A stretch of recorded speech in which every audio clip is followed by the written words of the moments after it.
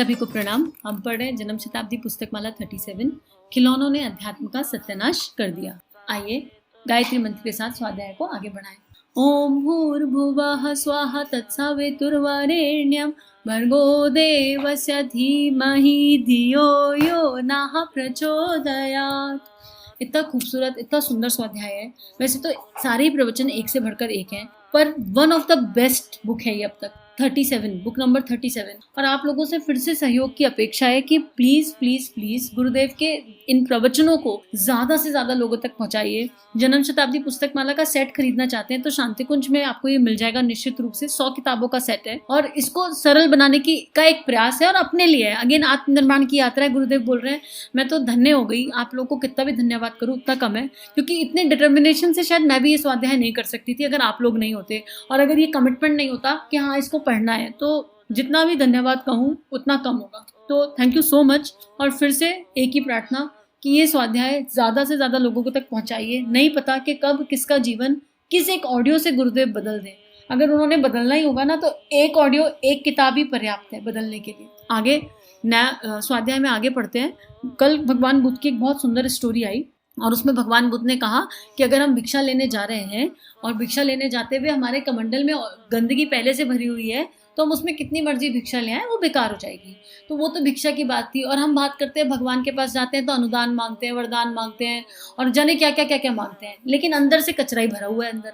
तो उस कचरे में परमात्मा कुछ भी डाल देगा वो वेस्ट ही हो जाएगा, एफर्ट वेस्ट होंगे उस भगवान के भी। अब हम जाए देसी घी लेने और गुरुदेव कहते थे देसी घी लेने आए और चुन्नी लेकर आए हो, तो मैं अपना देसी घी डालूंगा तो तुम्हारी चुन्नी से पार निकल जाएगा, तो तुम्हारी चुन्नी भी गंदी हो जाएगी, मेरा घी भी बर्बाद हो जाएगा जो मैंने इतनी मेहनत से बनाया। तो कम से कम अपने आप को ठोक बजा के एक पतीला तो बना लो और फिर जितना बड़ा पतीला उतना ज़्यादा घी, अपने अंदर वो कैपेसिटी डेवलप कर लो। तो ये सारी किताब, ये सारा स्वाध्याय, सारा सत्संग केवल अपनी इनर कैपेसिटीज़ के लिए है, अपने इनर ट्रांसफॉर्मेशन के लिए है। अब इनर ट्रांसफॉर्मेशन के प्रोसेस में गुरुदेव आगे बता रहे हैं कि अन्नमय कोश की धुलाई सबसे पहले आती है। अगर हम ये भी नहीं कर सकते, ये फर्स्ट स्टेप है। अगर हम जीवा पे कंट्रोल नहीं कर सकते बोलने और खाने में, तो हम क्या ही करेंगे उसके आगे के प्रोसेस, उसके आगे के तो और बड़े बड़े प्रोसेस हैं। तो और गुरुदेव ने कहा भी है कि सबसे इंपॉर्टेंट बस 2 ही इंद्रियां हैं जिनको इंसान कंट्रोल कर ले, एक जीवा का कंट्रोल खाने पर और एक वासना का, लस्ट की इंद्री का, इसका कंट्रोल। अगर ये 2 संयम किसी इंसान ने सीख लिए तो बाकी सब तो अपने आप होने लगेंगे। गुरुदेव लिख रहे हैं, गुड़ गोबर किसे कहते हैं जो ना खाने के काम आता है ना लीपने के काम आता है। यह क्या लाए साहब, यह ना तो गुड़ लाए ना गोबर, गुड़ में गोबर मिला के ले आए। बेटे तो ये तो किसी काम का नहीं रहा। क्यों नहीं है? क्योंकि यह गुड़ गोबर है, इसमें आप लीकेंगे तो मक्खियां भिनकेंगी, पैर चमक जाएंगे, यह किसी काम का नहीं रहा। इससे अच्छा तो होता कि आपने गुड़ को अलग रखा होता और गोबर को अलग। गोबर हमारा जीवन और अध्यात्म है, हमारा भगवान है। बेटे इसके साथ यदि हम भगवान की भक्ति को इकट्ठा करना चाहते हैं तो इससे कोई फायदा नहीं होगा। अब इसमें ये लाइन बड़ी इंपॉर्टेंट है कि हम तो कहते हैं नहीं गोबर तो हम नहीं छोड़ सकते, गोबर तो हमें बहुत ही प्रिय है। तो हमारी जो इंद्रियां हैं, हमारी जो वासनाएं हैं, हमारी जो लिप्साएं हैं, हमारी जो बुराइयां हैं, ये तो हमको बहुत ही प्रिय हैं, ये हम नहीं छोड़ सकते, हमसे नहीं छूट रही, हम तो नहीं छोड़ेंगे। लेकिन आप हमें फिर भी अपनी दिव्यता दे दो, आप हमें फिर भी अपनी एनर्जी दे दो, आप हमें अपना करंट दे दो, लेकिन हम नहीं बदलेंगे। तो गुरुदेव वही बोल रहे हैं कि भाई गोबर छोड़ने के लिए तो तुम मना कर रहे हो और कह रहे हो मैं गुड़ दे दूं, तो मैं कैसे दे दूं तुम्हें गुड़? मेरा गुड़ भी खराब हो जाएगा और तुम्हारा गोबर भी किसी काम का नहीं रहेगा। तो जहाँ है मतलब वो वाली बात हो जाएगी कि ना घर का ना घाट का, धोबी का कुत्ता हो जाएंगे, ना इधर ना उधर। सॉरी फॉर द लैंग्वेज, लेकिन ये कहावत तो है ही, हमने सुनी है। तो आगे लिख रहे हैं गुरुदेव, इसके साथ यदि हम भगवान की भक्ति को इकट्ठा करना चाहते हैं तो इससे कोई फायदा नहीं होने वाला, हमारा सारा श्रम बेकार चला जाएगा। इसलिए अच्छा है कि आप कमंडल को साफ करते चले। यह शिक्षा हम आपको किस में देते हैं? हम आपको गायत्री के पहले वाले चरण में देते हैं। गायत्री का पहला वाला चरण है, पहला वाला शिक्षण है, पहली वाली धारा है, पहला वाला सूक्त है, पहला वाला प्रयोग है। जो हम आपको सिखाते हैं वो गायत्री के 5 मुखों में से, 5 कोशों की जागृति में से पहला वाला कोश है। पहले वाले कोश को जिसे अन्नमय कोश कहते हैं, उसकी मलिनता का निराकरण करें। मलिनता का निराकरण अगर आप नहीं करेंगे और आप खाना खाते जाएंगे, मैल को भीतर रोक कर रखेंगे तो आपको खुराक नहीं मिलेगी। मारेंगी हमारी मलिनताएं, एक दिन ये मलिनताएं हमें मार देंगी। तो क्यों अन्नमय कोश क्यों इंपॉर्टेंट है? क्योंकि ये शरीर रूपी मंदिर से तो सब कुछ करना है, ये इंस्ट्रूमेंट है शरीर, और ये शरीर ही ठीक नहीं होगा तो क्या ही कर लेंगे।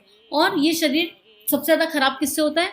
बिना भूख के खाने से, बिन असात्विक खाने से, और कहीं पे भी कुछ भी खा रहे हैं, कोई आता पता ही नहीं है, कोई सोच ही नहीं है। तो गुरुदेव इसलिए गुरुदेव अन्नमय कोश पे बहुत जोर देते हैं। भाई एक छोटा बच्चा जब जन्म लेता है ना तो बहुत नन्हा सा होता है, उसका सारा पालन पोषण खाने पीने से होता है और उससे उसकी लंबाई बढ़ती है, चौड़ाई बढ़ती है, सब कुछ बढ़ता है। इसलिए कहा जाता है बचपन में खूब खाओ, खूब खेलो, खूब खाओ, खूब खेलो। ये एग्जाम्पल मुझे बड़ा अच्छा लगता है, ठीक है।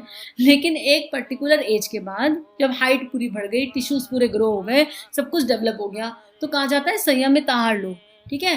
ज़्यादा से ज़्यादा 20-21 साल तक जो है वो खाने पीने की एज है, उसके बाद संयमित आहार। क्यों? उसके बाद खाओगे तो फैलोगे, बढ़ोगे नहीं।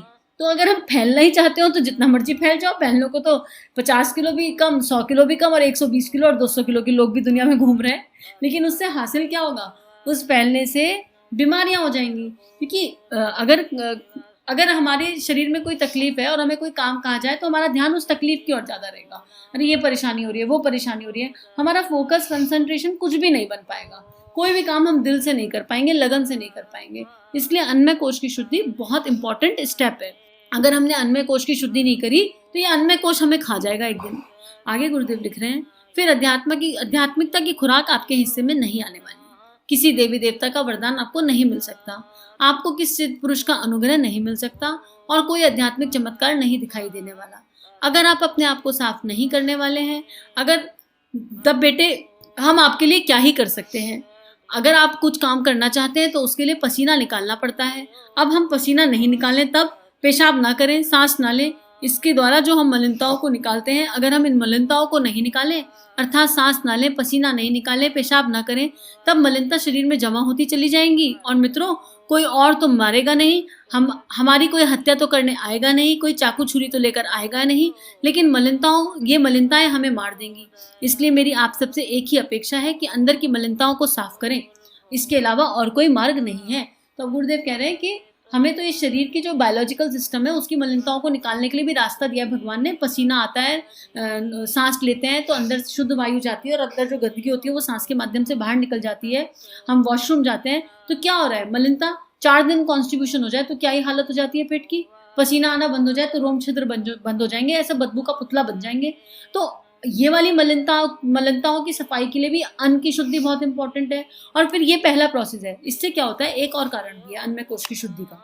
हमारे पास जो प्राण ऊर्जा है, जो हमें परमात्मा से लगातार मिल रही है, वो प्राण ऊर्जा ऊर्ध्वगामी बननी चाहिए, वो नीचे से ऊपर की तरफ बढ़नी चाहिए। तो हमारी एनर्जी नीचे के चक्रों में जो रहती है, जिसकी वजह से हम काम वासना से पीड़ित रहते हैं, लोभ मोह में अटके रहते हैं, कलेश कषाय कलमशों में अटके रहते हैं, वो एनर्जी हृदय चक्र पर और आज्ञा चक्र पर और सहस्त्रार पर स्थित हो जाती है जब, तो भीतर के सात्विक गुण जागृत होने लगते हैं। अब क्या होता है, जब हम भारी खाना खाते हैं, अनावश्यक खाना खाते हैं, तो हमारी जो प्राण ऊर्जा है वो इस खाने को पचाने में लग जाती है और मैक्सिमम काम जो भगवान हमें दिव्य प्राण ऊर्जा दे रहे हैं वो खाना पचाने में खर्च हो रही है और हम जब तक वो पूरा खाना पचता नहीं हम दूसरा कुछ खा लेते हैं। तो मौका ही नहीं मिल रहा हमारे भीतर के प्राण को ऊर्ध्वगामी बनने का, ऊपर की तरफ रेज होने का, अग्नि की जैसे ऊपर की तरफ उठना है ना, वो मौका ही नहीं मिलता है। जब हम अन्नमय कोश की शुद्धि करते हैं तो भीतर सारा कचरा निकल जाता है, पूरी प्राण वायु पूरे शरीर में एक एक नस, एक एक नाड़ी में अच्छे से फैलती है और पूरा शरीर हल्का फील करता है, हम एनर्जेटिक फील करते हैं, लाइट फील करते हैं। और उसके बाद हम जब लाइट फील करते हैं तो हमको प्राणायाम ध्यान में मन लगने लगता है, एक पूरा पैकेज होने लगता है और हमारी प्राण ऊर्जा धीरे धीरे अभ्यास के साथ ऊपर जाने लगती है। इसलिए भी अन्नमय कोश की शुद्धता बहुत इंपॉर्टेंट है। तो हमको लेकिन ये अनुभव की बात है, जब हम करेंगे नहीं हमको समझ नहीं आएगा। हम सोचे हम करें नहीं और सब कुछ अपने आप हो जाए, तो ऐसा तो नहीं हो पाएगा, समय लगेगा, लेकिन हो सकता है अगर हम तैयार हो जाए आज से ही करने। तो गुरुदेव की हमसे केवल एक ही अपेक्षा है, अपने अंदर की मलिनताओं का त्याग। पहले अपना सुधार करना है, उसके बाद ही जीवन में कुछ और हो सकता है। तो आज के लिए इतना ही स्वाध्याय, आगे का कल पढ़ते हैं। सभी का जीवन गुरु शक्ति के सूक्ष्म सानिध्य में स्वच्छ और निर्मल हो।